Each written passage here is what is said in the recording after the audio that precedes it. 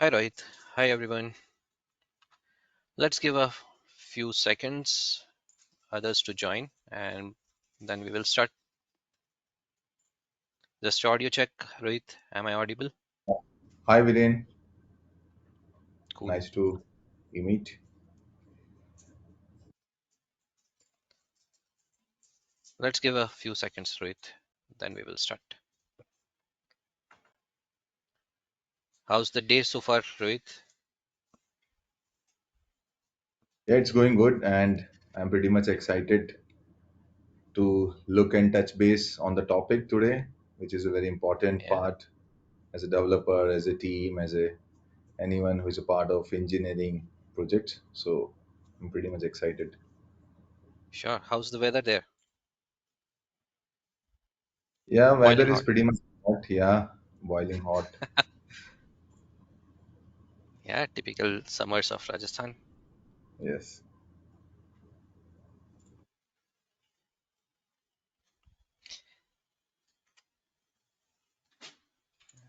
Right. I can see people have started joining, but still I would give a few more seconds before we begin.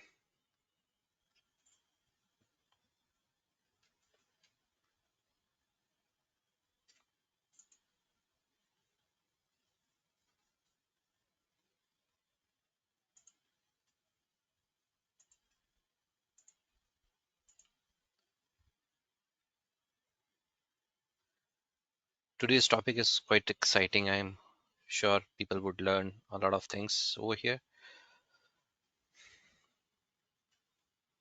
Yes, Viren.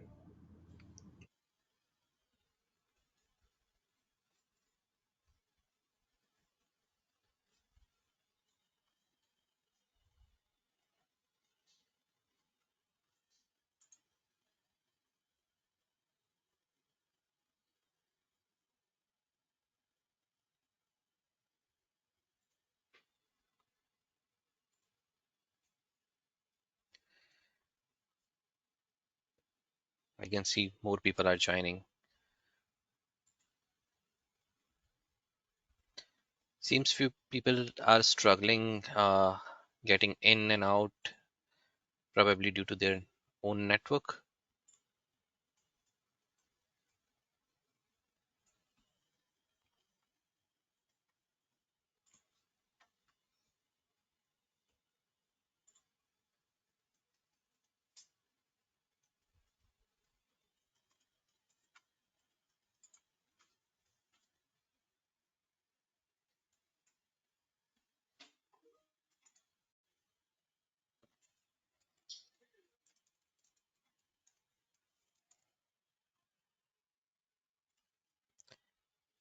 Can see now lobby is full. A lot of people are there.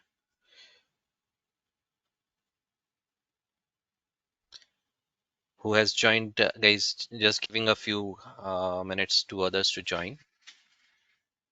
Based on registration, we are hoping more people to join in. So giving a few minutes.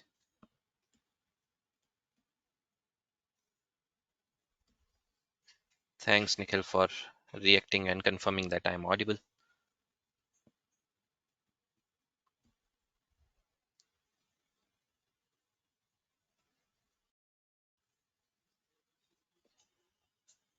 All right, we are pretty much into this meeting for a couple of minutes now. Let's get started. So, a warm welcome to everyone. Thanks for joining today. Uh, I am your host today. My name is Virendra Singh, and I'll be hosting this session, facilitating basically. And before we begin, I would like to share a few pointers over here. Like by default, everyone who is attending over here are on mute. And if you have any question, you can utilize the Q&A section. Drop your questions. We will address them and in the end of the session. Right, the session is being recorded, and the recording might be available after the session. So today's session, as we will be exploring how the simplicity can be your strongest asset when it comes to securing the SaaS platforms. And I'm glad to introduce today's host, speaker, sorry, uh, Rohit Mehta, who is the solution architect, having 15 years of experience building scalable SaaS platforms. He is expert in embedding security into system architecture using minimalistic and high impact strategies. So, welcome, Rohit, and excited to hear a lot of good uh, insights from you. I'm sure people would take benefit of your experience. So, without a further ado, stage is yours. Thank you, Viren. Hello, everyone. So, quick check. Are you able to see my screen, guys? Viren and team. Yes, your My- screen is visible and your voice is pretty clear to me. Yeah. Okay. So, today's topic is a minimalistic approach to secure a SaaS platform.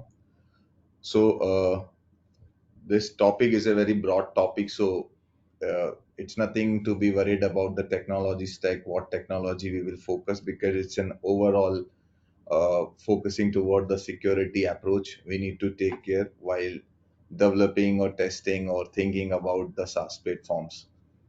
So, majorly the companies prefer to go with the SaaS platform. Reason is SaaS platforms are very easy to cater. They are very easy to handle. A lot of services we can take as a metered service or as an unmetered service. Also, whenever needed, we can increase or decrease the capacity of the hardware. So SaaS is basically a very easiest approach to deploy or design an architecture.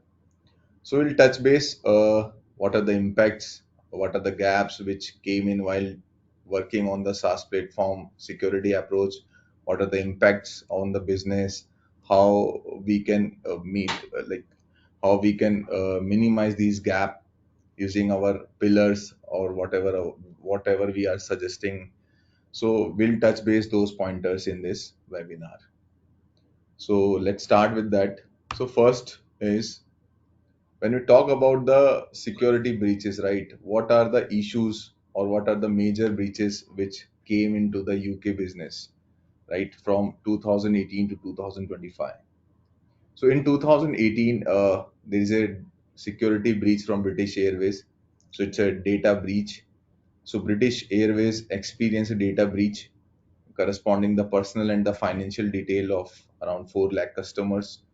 So the cause is attackers are able to exploit their vulnerabilities in their website and mobile application, and due to this, they have lost the majority of the customer data.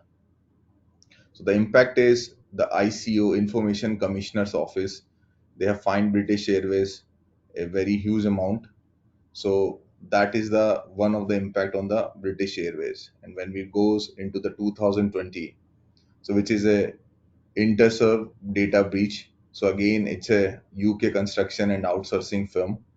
So it compromised that employee data. So reason was they are using some outdated antivirus, and due to that, attackers are able to deploy their code or script, and they're able to get all the data of their employees.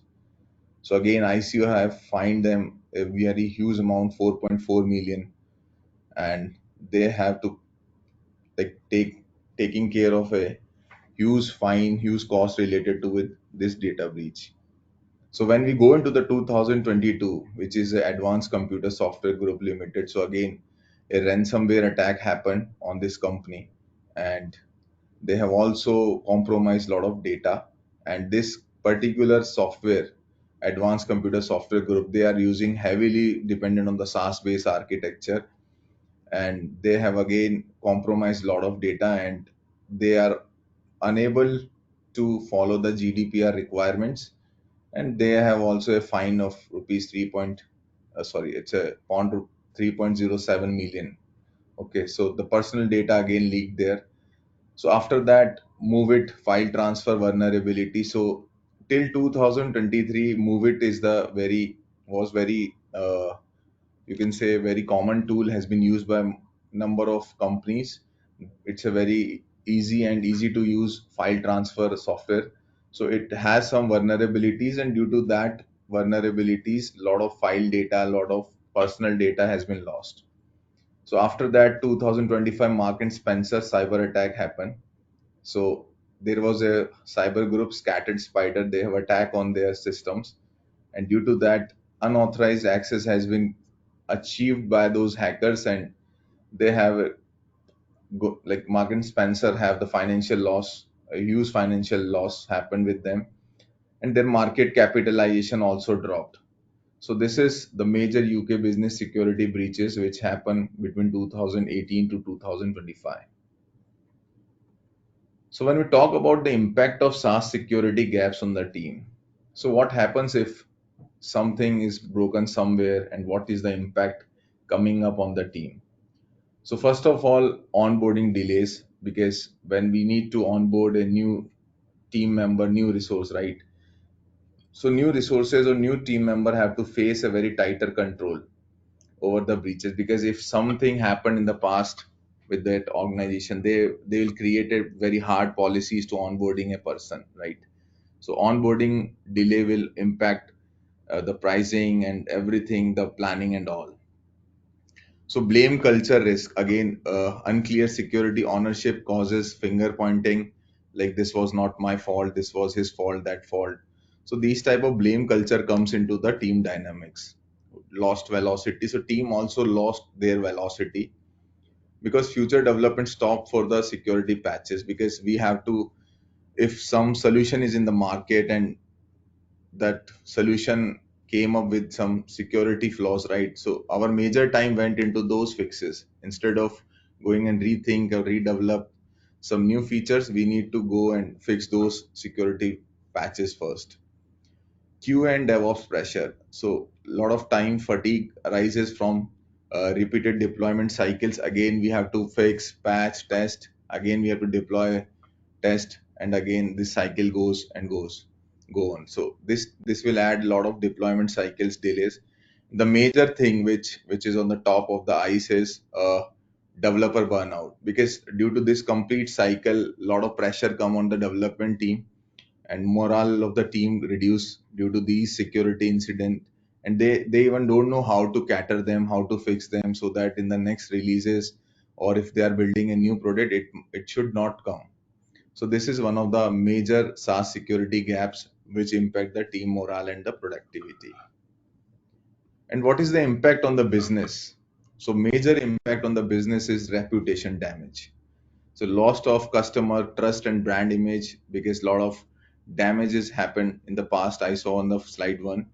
So these companies also having the damage on their reputation, because customer again rethink before installing those software, those apps. After that, legal cost, because a lot of things, if you are already signed and disclosure agreement with your customers that your data will be with us only and it will not be exposed, but unfortunately if some type of glitch happen, then company have to pay a lot of legal costs there. So again, the cost is not that much bigger part. Again, the audits and lot of cyber security approval that companies needs to be taken, so it's a complete chaos for those companies. Investor scrutinies, like if the companies are sponsored or funded by the big investors, they will also think about, shall we invest into that company or not, what are the funding risks.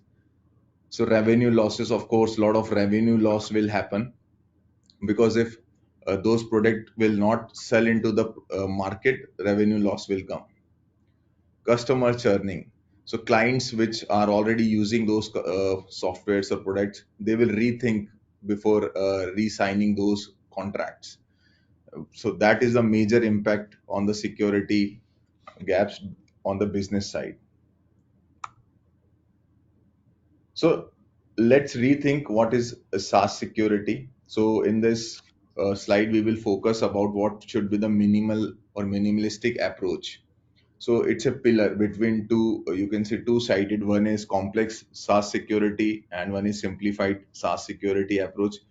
But today we are discussing in between of both. What should be the minimalistic approach? So what is our thinking? Our thinking is the more the tools we will use, we will add we will like more secure. This is our thinking, but this is wrong. As number of tools we will think we will use, it will add on the complexity into the system, and the security is again a challenging for us. So today we will think about those simplicity, how we can add those simplicity. So we will discuss about the three pillars: people, process, and technology. So how the security awareness trainings into the people pillar, in streamlining the security incident responses as a process pillar, and what are the technologies we can use to automate the security task. So we will discuss, touch base these pillars one by one. Also, we will see what are the intentional and the minimal changes could have saved even the largest enterprises from high profile security disaster. We will take some real time example with those pillar to see what type of glitch came and how we can revive them without using a complex SaaS security, but with the minimalistic approach. So next question is why minimalism security or the SaaS security matters. So first of all, the concept is very simple. In the books also, we usually read that keep everything very simple, keep our setup and systems in a very simplicity manner. So complexity is the enemy of the security. First, very the thumb rule is the complex in the nature you will keep the things, it will be a very less secure and very difficult to manageable. So more moving part, whatever the more moving part like services, environment, microservices, so more will be the risk, right? If we are integrating our solution with different type of cloud services, right? Azure, AWS, GCP. So every integration will add on the complexity in the system as well as the cost of security glitches. So minimalism is not about doing the less security. So some people will think that if we are doing minimum, right, it means that we are doing something less. But this is not the right thing. So it's about making the intentional and the targeted decisions. What targeted decisions we can take to reduce the risk without paralyzing our innovations. So in this diagram, you can see most of the architecture of like currently system having services, environments, microservices, and code deployment. So now we are working on a microservices environment where every service is deployed in a different manner, right? So the challenge is how we can manage a numerous services efficiently. So that we will see. So in terms of environment, right, we have a lot of environments, pre-prod, prod, QA, a lot of environments are there, right? So every environment should have their minimalistic security approach available. So how we will do, we will see that coordinating multiple deployment environments. In terms of microservices, right? So how hundred of microservices we have, right? How we can easily and efficiently handle them.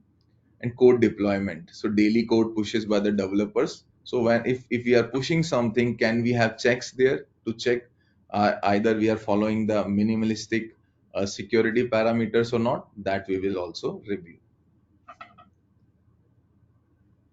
So what are the pitfalls of complexity in SaaS security? Okay, so the SaaS security failures are rarely about not having enough tools. They are usually about misconfiguration, untrained teams, and broken processes. So we'll take one example of Accenture S3 leak 2017. So Accenture, a Fortune 500 company, left multiple AWS S3 bucket publicly accessible, leaking 137 GB of credentials and the API data. So Accenture in 2017, they are using the AWS S3 buckets for saving some private data, but due to the improper access, so they have configured a wrong access mechanism into their AWS. So due to that, anyone will went into so someone went into their system and just took out all the data from their S3 bucket. So if you see here, there is a one minimal fix what they can do at that time. So if you can see, there is a one code snippet basic. These are the policy of the AWS S3 bucket. If at that time will make block public ACLs public policies, ignore public ACLs, and restrict public buckets. All these parameter as true. So that time might be they have hard coded and restricted to access those bucket, and those bucket will be behaved as a private bucket instead of public bucket.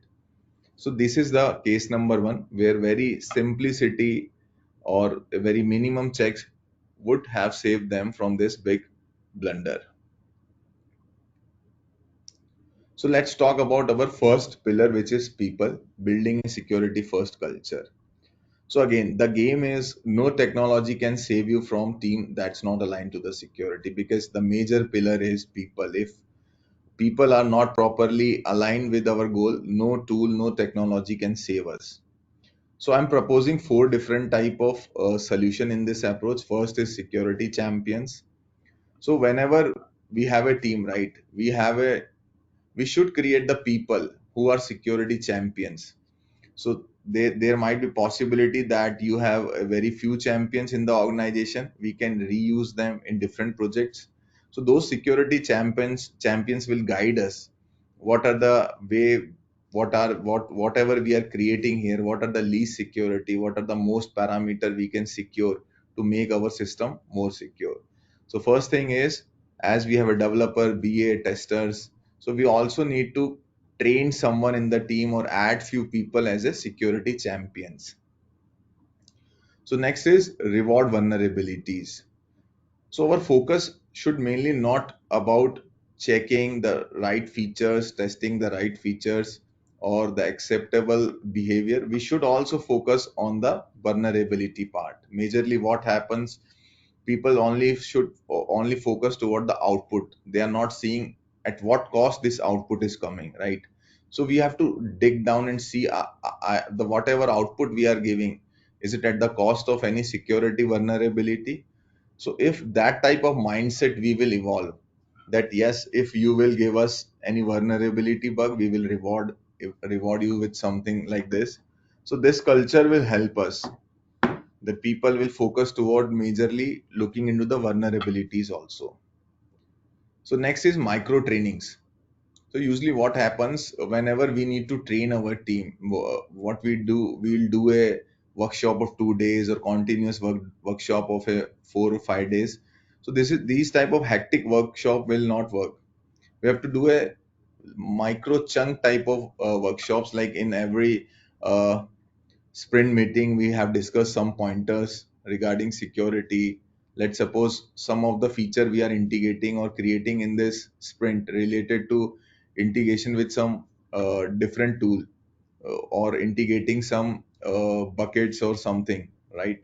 Cloud solutions. So in that scenario we should do a micro trainings on how to integrate, like let's say payment gateway, let's say some AWS services, or what are the uh, benefit of them, or what are the vulnerabilities those APIs expose, right?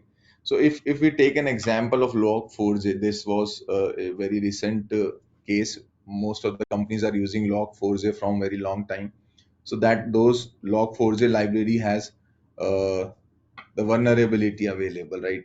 So if people had thinking about, like, we need to integrate Log4j in our solution, right? And let's see what are the vulnerability available. Do we have any vulnerability or not? So might possible these vulnerability had come more before what it came, right? So these type of micro trainings we can do. Also, we need to do a simulation exercises. We need to train our team to understand what is the right definition of as security issues or vulnerabilities, because team should also know that these issues are the highly red mark issue which we need to fix immediately. These are the some medium type, these are the least type. So we need to train our team to understand what is the vulnerability and what is needs to be fixed at what time of phase. So these type of four process, if we can follow inside our people pillar, that will help us. So let's take an example of people breach. Let's take an example of Uber. Uber is very renowned cab service facility, online cab service facility. In 2002, An attacker used social engineering to trick an employee into sharing credential. Once inside, the attacker moved laterally. So at that time, IM policies were not that much implemented properly. So that guy has taken the credentials, and after that, the all the data from that S3 bucket has been taken. So lack of IM hygiene. So IM is one of the service available so that a particular person with that particular access can only see or download the required data from required service. But at that time, the people are not aware about these type of configurations. Lack of we can say lack of our security champions in this case. So team was not aware, and lack of IM functionality was not possibly placed. So that due to that, these type of vulnerability came in 2022. So what can be the minimal fix? So if we can see a little small policy which I have given as an example, if we have put it, like Uber has put it down those type of actions, something like S3 get object or secure bucket, right? So what it will do, it will only strict that the right people can take the right output or input from those services. So this minimal fix can save them. So next pillar is process. How our process can be modified, or we can upgrade those process so that we will get the right uh, SaaS based security configurations. So security should not be blocker, it should one into every stage of development. And how to shift security left, we will see here. So first of all, we should implement the CI/CD gate checks. So whatever we are pushing into the code, right, that should be correct. Either we are not exposing something which should not be part of the code. So we need to create some CI/CD gate checks. So we can use some tool like Trivi, Sync, etc. So this will help and prevent the vulnerability in early in the development process itself. So right process is we should go with the correct CI/CD gates. So sometime what happen, we usually do the peer programming or peer code reviews, correct? So what happens, sometime it might possible that our team is not that trained about seeing what are the right things which we should enter, or check in into the code repository. So it might possible those checks are bypassed, but with the CI/CD gates, right, using the right tools in place, those policies, whatever policies we will restrict there, that will not make your code to be pushed into the code repositories. Security as a code, so we need to make some security policies like OP or Sanitel open policies. So what it will do, sometime what happens that most of the infrastructure has been deployed manually. So what happens, due to manual infrastructure deployment, those type of checks, something these these type of checks, if you can see action resource or something like this, policy ACLs, etc., right? So if we will doing the manual deployment or manual infrastructure deployment, it might possible that some people will not follow the right policies to be in place. So what we will do, we can create a process where the deployment will be go via the Terraform scripts, not by the manual DevOps guy, so that the compliance and the requirement will be standard whenever we are going to create any environment. Let's say pre-prod environment we need to create, so we don't need to fully focus or dependent on someone who will manually sit and create the environment for us. So for that, we need to use the Terraform or playbook like scripts. So next is JIT access automation. So JIT is very simple thing, just in time. Whenever you need an access, just create that access for that duration, whatever has been required, like 1 hour, 2 hour, or 24 hours, as per the uh, checking that the right resource is taking the right permissions. So we should not giving we should not give any access as a permanent access to someone. So if let's suppose some issue came in and some developer wants to look what are the prod logs, right? So just for that fixing duration, we need to give the access instead of giving the permanent access. So this will also reduce the risk of unauthorized access and privacy and privileges escalations. So right access at the right time. So next is standardized workflow. So whenever we onboard or offboard any one into the team or on the project, there should be some standard workflow in process. What are the right things we need to do? So let's say if someone needs to onboard, so do we have any process to taking care the securities as the security benchmarks while onboarding the project, or if someone is deboard or offboard from our projects, right? So the accesses are deleted or not. Okay, so what are the maximum security approach we can take? So we need to standardize those workflows for the people who are onboarding and offboarding from our projects or team. So let's take an example of GitHub Secrets Exposure 2023. So GitHub scanned public repos and found over 10 million leaked API keys and secrets, many due to .env file being checked in accidentally. So if most of you knows that in our development or in testing on local environment, usually we create .env files to connect with those services with some tokens and some authentication keys, right? So if accidentally .env goes checked in into the code base, correct, then everything, if this .env is exposed in any way on the web browser or on via any file system, that complete system will be hacked. So GitHub checked that and found that a glitch inside the process part. So let's take an example. So this is one of the .env file. Let's suppose the people who are sitting and doing the code, they are not ignoring these files asterisk.key and asterisk.pam. So automatically these file will be also get checked in, right?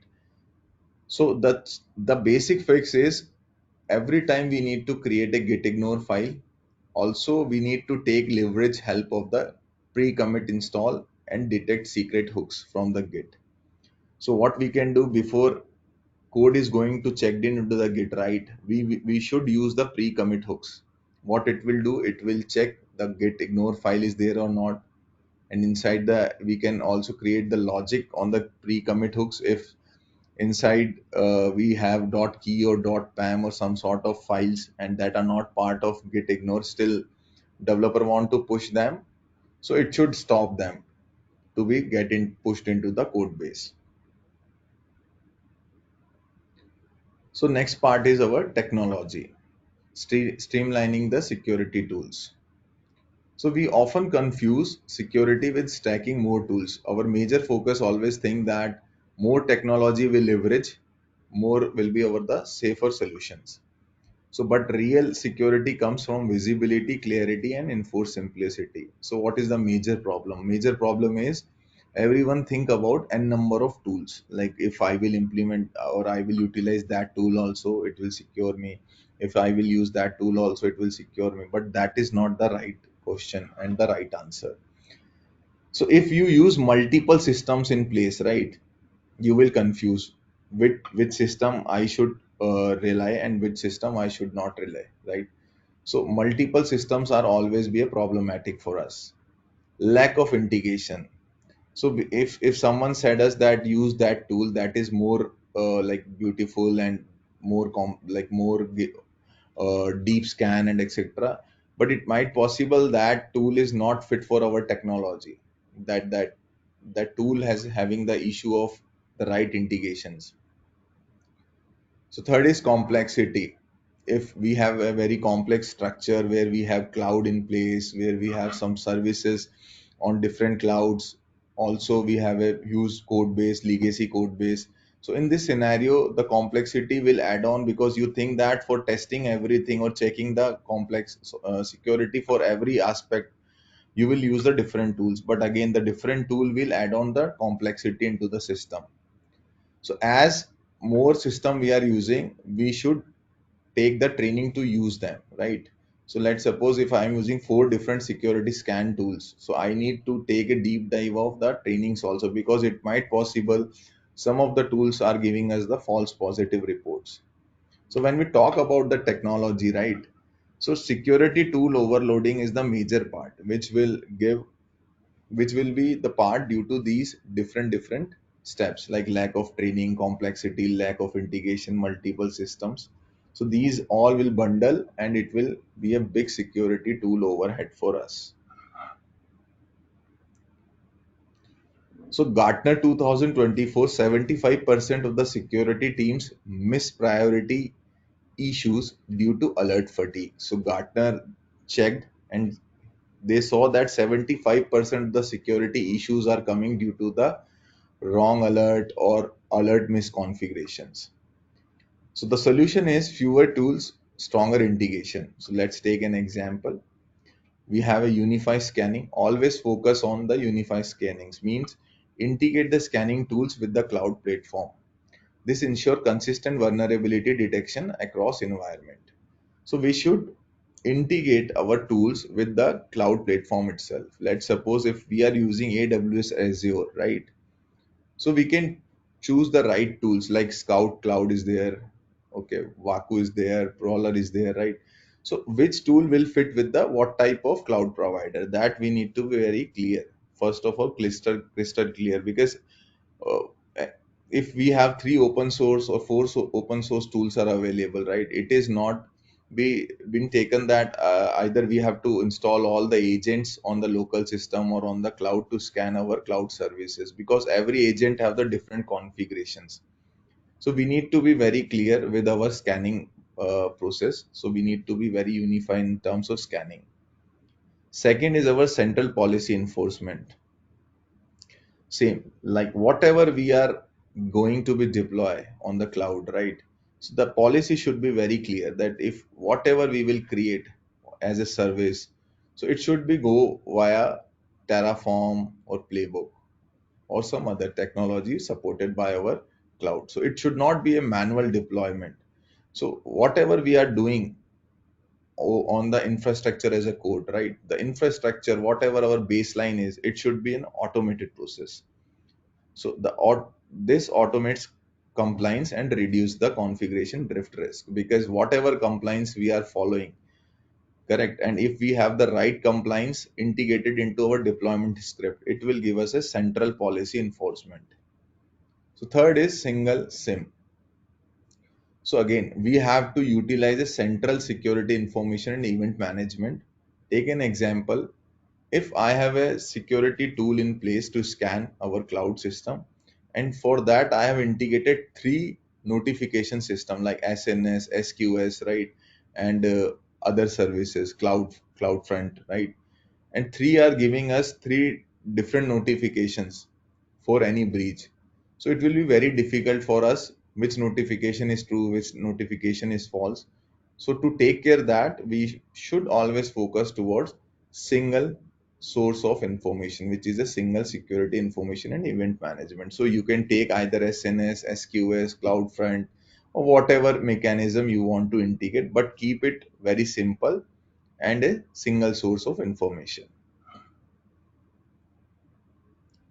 So now we will touch base some of the real world examples with minimal fixes. So here we will see how small changes could have prevented massive breach. First example is Capital One SSRF attack 2019. So a misconfigured firewall allowed an attacker to access AWS metadata and exfiltrate 100 million credit applications. So like server side request forgery exploit via EC2 metadata. So there is a configuration into our WAF, which is web application firewall. So usually what happens, this script, if you will see metadata underscore option, so this HTTP underscore endpoint, if someone sitting into the infra team have made that as disabled, right, it will not give access to the public HTTP endpoint. So we as a fix, it's a very small fix that always make this metadata option as disabled, so that only right people with right IAM instance profile should access those files via WAF. Second is Reddit MFA hack 2018. So Reddit staff use SMS based two-factor authentication, which got bypassed via SIM swapping. So previously, late 2018, the two-factor authentication was taken care by the SMSs, right? So in the past, SIM swapping happened, and the two-factor authentication messages are went to the some other person who have set the SIM.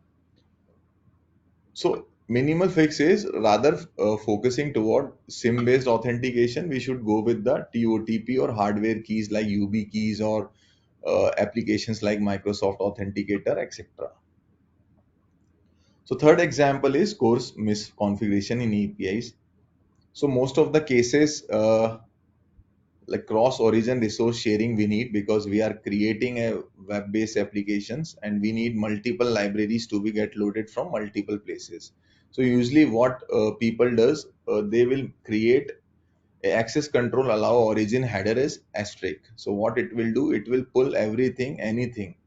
So instead of that, we should go with a minimal fix like access control allow origin with certain domain which we are giving as a trusted domain. So instead of giving the asterisk, we should tell our system that these are the allow origin, and only these origins, whatever the data coming from these origins, should render on our web page. Open admin interface. So there was one retail SaaS platform exposed admin panel to internet bots.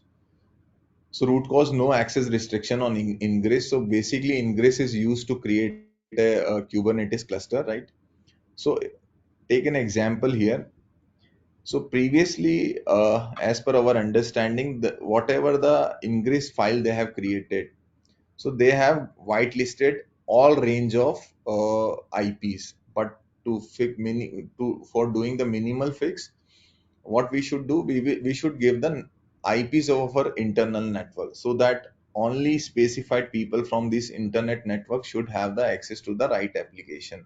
Not everyone. If let's suppose those URL is exposed to the external world also, it will be restricted, because if we will give our whitelisted source of range, only those IPs are able to render those applications. So next is, what are the takeaways, right, from this session?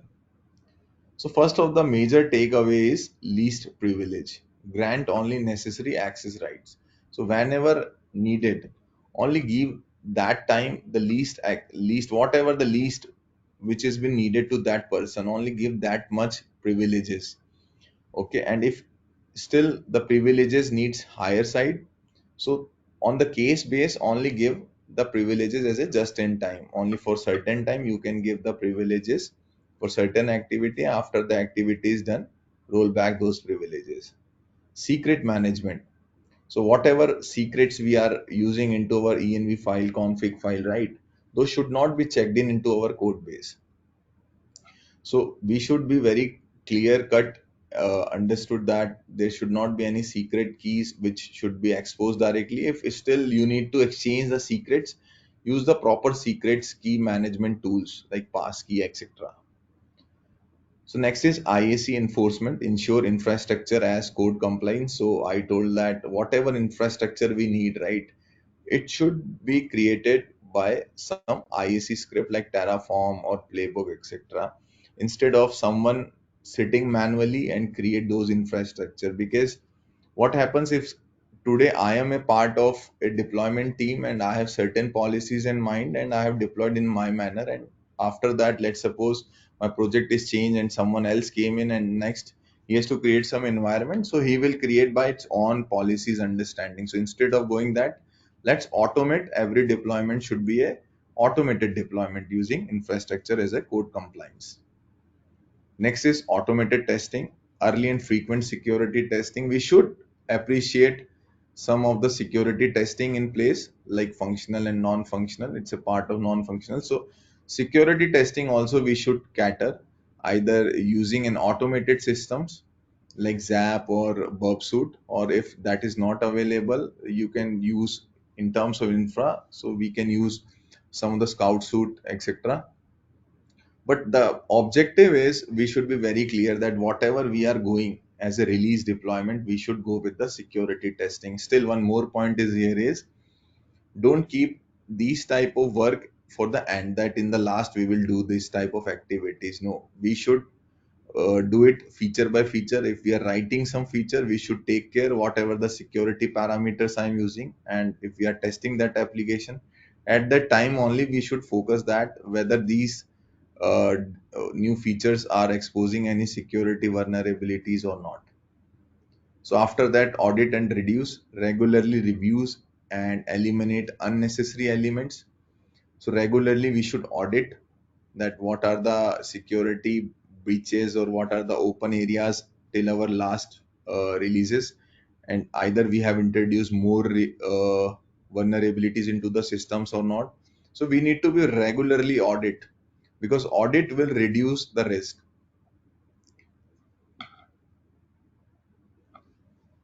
So next is my closing notes. So the whatever the clean approach we will use as an architecture, it will be hard to break.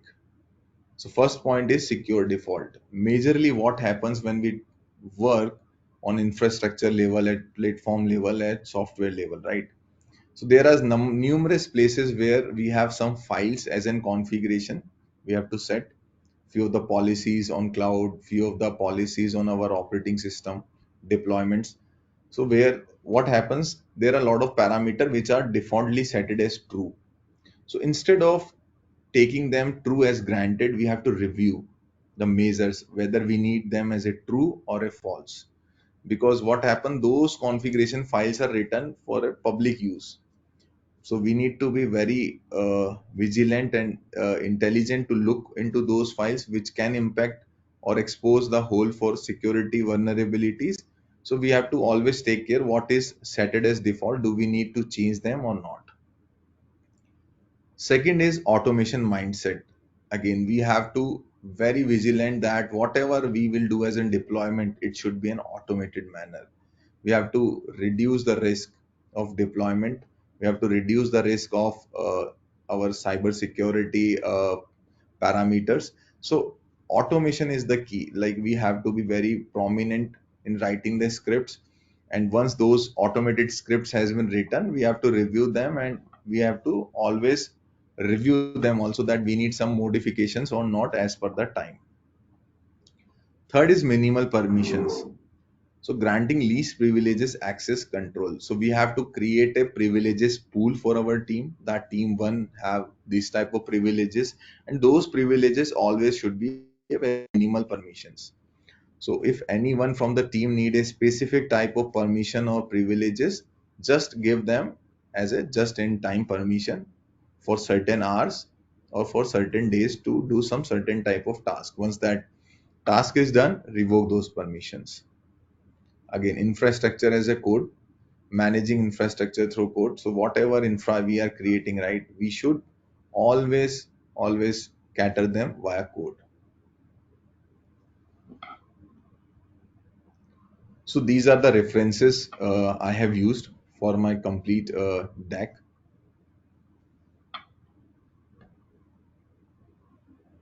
Thank you. So Viren, over to you. All right, great information, Rohit. Thank you so much.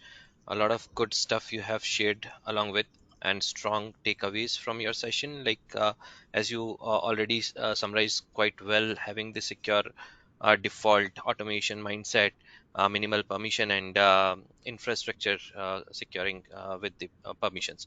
So I'm sure that will be the minimalistic approach which one can follow and secure their SaaS platforms.